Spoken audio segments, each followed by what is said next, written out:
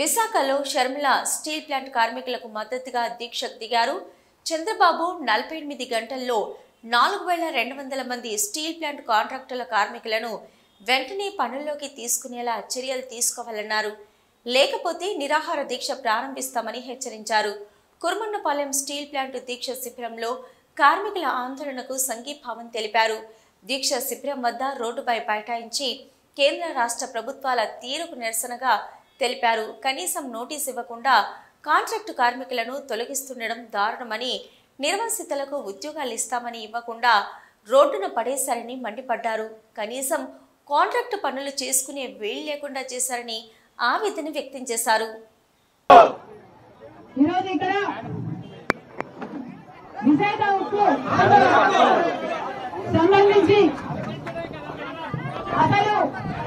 ఇక్కడ కార్మికులకైతేనేమి ప్రజలకైతేనేమి ప్రభుత్వము రాష్ట్ర ప్రభుత్వమైనా కేంద్ర ప్రభుత్వమైనా అసలు భరోసా కలిగించకపోగా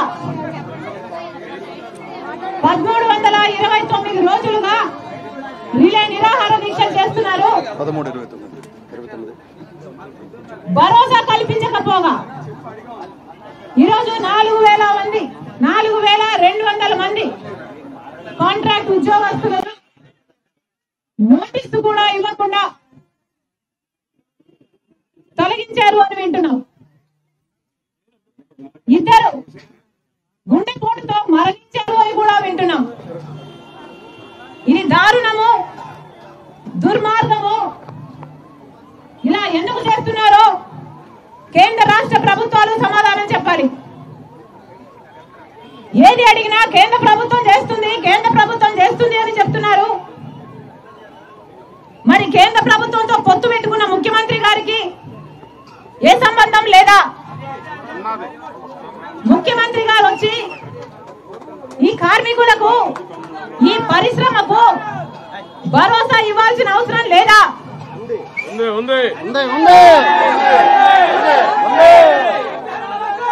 రాజశేఖర రెడ్డి గారు ముఖ్యమంత్రిగా ఉన్న రోజుల్లో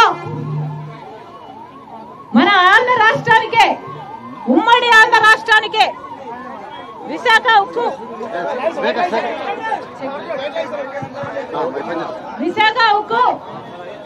తలమానికమన్నారు.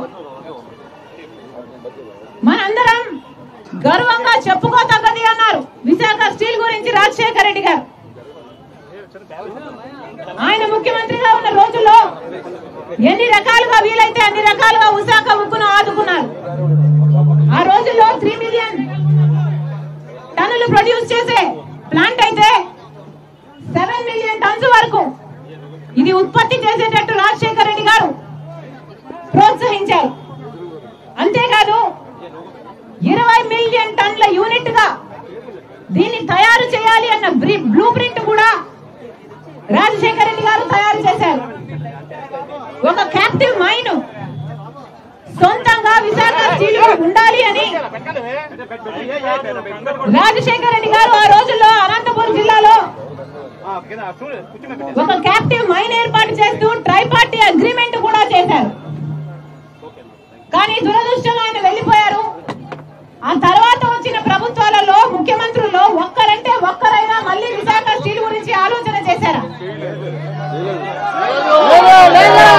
చంద్రబాబు గారు చేయలేదు, జగన్మోహన్ రెడ్డి గారు చేయలేదు. ఇప్పుడు మళ్ళీ ముఖ్యమంత్రి చంద్రబాబుగా ఉన్నారు. ఈయన కూడా మళ్ళీ దీన్ని మోసం చేసే ప్రయత్నమే చేస్తున్నారు. ఇది సెంటిమెంట్ తో కూడిన ప్లాంట్. మేము పోగొట్టుకోము, ప్రైవేటైజ్ చేయము అని చంద్రబాబు గారు ఒక పక్క చెప్తూనే ఉన్నారు. ఇంకో పక్క 4000 మంది ఉద్యోగాలు పీకేశారు. ఎలా అర్థం చేసుకోవాలి దీన్ని? ఎలా అర్థం చేసుకోవాలో చంద్రబాబు గారు సమాధానం చెప్పాలి. ఎప్పటి నుండో ఇక్కడ కార్మికులు దాదాపు 30,000 మందికి పైగా 30,000 మందికి పైగా ఉద్యోగస్తులు పనిచేస్తున్నారు. వీళ్ళందరూ ఎప్పటి నుంచో డిమాండ్ చేస్తున్నారు. క్యాప్టివ్ మైన్ కావాలి అని, సెయిల్ లో దీన్ని విలీనం చేయాలి అని, కార్మికుల జోలికి వీళ్ళ బ్రతుకులకి ఈ ప్లాంట్ కి భరోసా కలిగించాలి అని కనీసం ఒక బెయిల్అవుట్ ప్యాకేజ్ కూడా ఇంతవరకు ప్రకటన చేయలేదు ముఖ్యమంత్రి గారు. మరి ఎందుకు పొత్తు పెట్టుకున్నట్టు కేంద్ర ప్రభుత్వంతో, బీజేపీతో ఎందుకు పొత్తు పెట్టుకున్నారో చంద్రబాబు గారు సమాధానం చెప్పాలి. పవన్ కళ్యాణ్ గారు కూడా సమాధానం చెప్పాలి. పార్టీ వాళ్ళకు ఏం చేసిందని, ప్రత్యేక హోదా ఇవ్వలేదు, రాజధానికి డబ్బులు ఇవ్వలేదు, పోలవరం కట్టలేదు, విశాఖ స్టీలును ఆదుకోలేదు. ఎందుకు మద్దతు ఇస్తున్నారు మరి చంద్రబాబు గారు? కనీసం ఒక్క అష్యూరెన్స్ అయినా తేలేకపోయారా చంద్రబాబు గారు? విశాఖ స్టీలును మేము రక్షించుకుంటాము అని ఒక్క మాట అయినా ఇక్కడికి వచ్చి ఎందుకు చంద్రబాబు గారు ధైర్యంగా చెప్పలేకపోతున్నారో సమాధానం చెప్పండి. కాంగ్రెస్ పార్టీ డిమాండ్ చేస్తుంది, చంద్రబాబు గారు వెంటనే రావాలి, చంద్రబాబు గారు ఇక్కడికి రావాలి,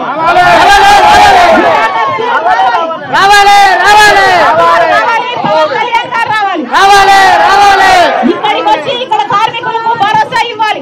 4200 మందిని మళ్ళీ ఉద్యోగాలలో చేర్చుకోవాలి. 14,000 మంది కాంట్రాక్ట్ ఉద్యోగస్తులు మళ్ళీ పర్మనెంట్ చేయాలి. విశాఖ స్టీలు మేము ప్రైవేటైజ్ చేయనీయము అని హామీ ఇవ్వాలి. సెయిల్లో విలీనం చేస్తాము అని హామీ ఇవ్వాలి. క్యాప్టివ్ మైన్ వెంటనే ఏర్పాటు చేయాలి.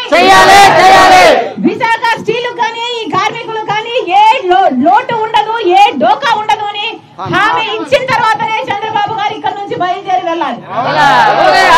కాంగ్రెస్ పార్టీ హెచ్చరిస్తుంది ఈ రోజు చంద్రబాబు గారి ప్రభుత్వాన్ని, మీకు 48 గంటలు టైం ఇస్తున్నాం. టైం దాదాపు 1 గంట కావస్తుంది.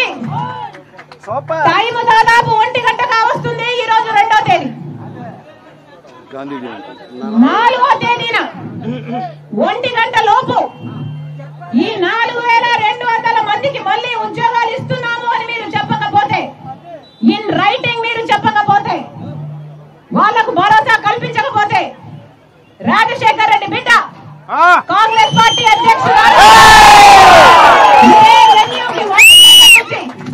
4వ తేదీ 1 గంట నుంచి నిరాహార దీక్షకు దిగుతుందని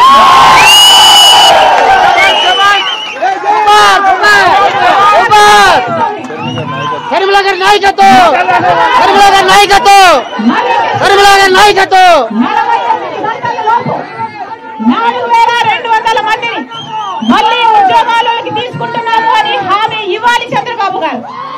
వాళ్ళకు ఈ రైటింగ్ వాళ్ళ చేతుల్లో పేపర్ ముక్క పెట్టాలి చంద్రబాబు గారు. పెట్టని నేపథ్యంలో 4వ తేదీ 1 గంట నుంచి షర్మి